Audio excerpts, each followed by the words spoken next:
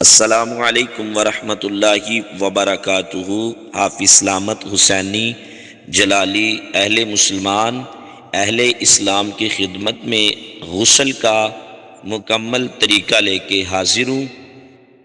تمام اہل اسلام سے گزارش ہے، نیکی کی نیت سے صدقہ جاریہ سمجھتے ہوئے دوسرے مسلمانوں تک اسے شیئر کریں۔ توجہ فرمائیں۔ بسم اللہ الرحمن الرحیم۔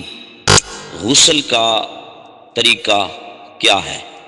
غسل سے پہلے نیت کریں، میں اللہ رب العزت کی رضا کے لیے پاکی حاصل کرنے کے لیے وضو کرنے لگا ہوں۔ پھر کپڑے اتاریں، پھر غسل خانے میں جائیں۔ وہاں جا کے کوئی بھی ایسی چیز نہیں پڑھنی جس میں اللہ رسول کا نام آئے، کوئی چیز نہ بسم اللہ نہ ہی کوئی چیز۔ غسل خانے میں کبھی بھی کوئی چیز بھی نہ دل سے نہ زبان سے کوئی چیز نہیں پڑھنی۔ دونوں ہاتھ دھوئیں، دونوں ہاتھ دھونے کے بعد جسم کے اوپر جہاں نجاست لگی ہوئی ہے وہ صاف کریں۔ آگے سے مکمل طور پہ جسم کا شہوت والا سارے کا سارا جسم کا حصہ اچھے سے دھوئیں۔ استنجا کریں، پیچھے سے مکمل طور پہ شہوت والا سارے کا سارا جسم کا حصہ دھوئیں۔ دونوں ہاتھ دھوئیں، پھر دوبارہ وضو کریں جو نماز کے لیے کیا جاتا ہے۔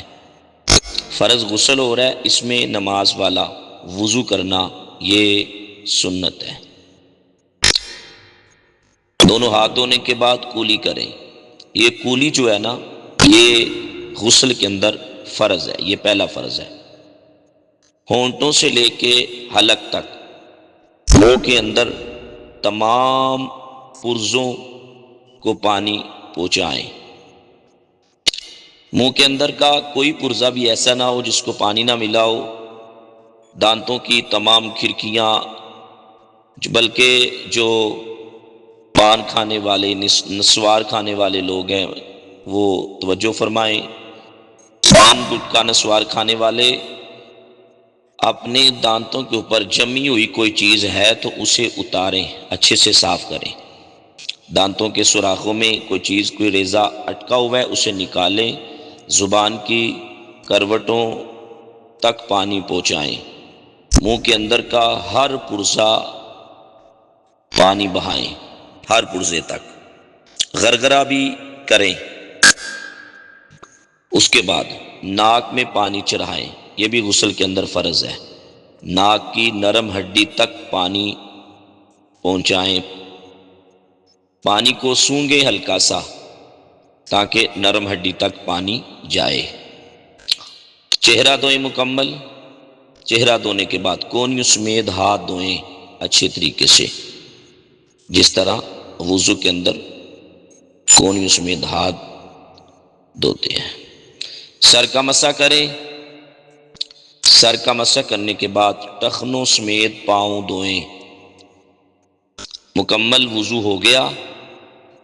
اب سیدھی سائڈ پہ کاندھے کے اوپر 3 مرتبہ پانی بہائیں، پھر الٹی سائڈ پہ 3 مرتبہ پانی بہائیں، پھر پورے جسم پہ 3 بار پانی بہائیں۔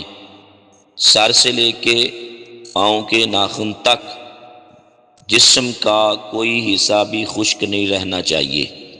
ایک بال برابر بھی جسم کی کوئی جگہ خشک رہ گئی تو ہمارا غسل نہیں ہوگا۔ اگر ہمارا غسل نہ ہوا تو ہماری نماز نہیں ہوگی، ہم پاک نہیں ہوں گے۔ تو اس لیے جسم کی ہر جگہ، بغل وغیرہ ایسی جگہ جو آپس میں ملتی ہے، ہر جگہ پہ پانی پہنچائیں، ہر جگہ پہ پانی بہائیں۔ یہ غسل کے اندر فرض ہے پورے جسم پہ پانی بہانا۔